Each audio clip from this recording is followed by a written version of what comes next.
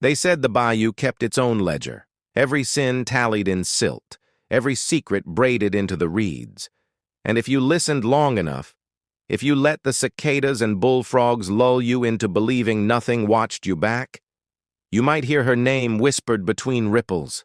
She lived where the water slowed and darkened, in a house balanced on cypress knees, lantern light forever trembling in its windows. By day the place looked abandoned, a slouching shape swallowed by moss. By night it breathed, warm, inviting, perfumed with jasmine and something sweeter, something like regret. Men found her on the roads that curved too long and too lonely. She never chased them. She didn't need to.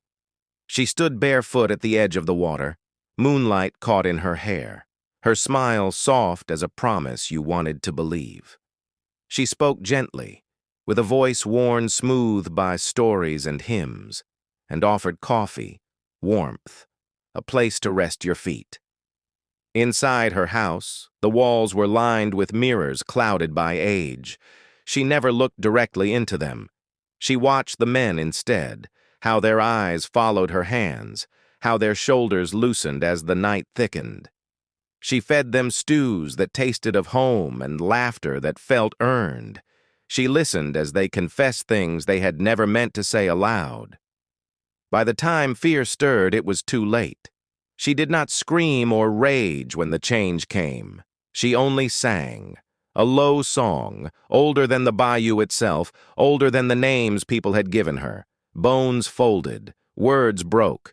The men shrank from themselves, hands curling into paws, voices splintering into whines.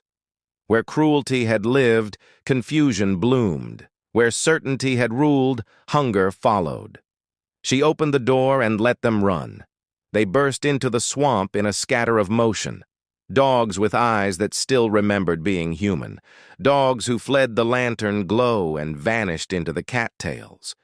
The bayou received them without judgment. Water closed around their tracks. Frogs went quiet. Somewhere, something large shifted beneath the surface. She never watched the end. That was the bayou's work.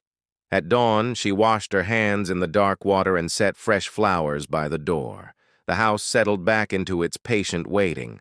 Somewhere in the reeds, the ledger grew heavier.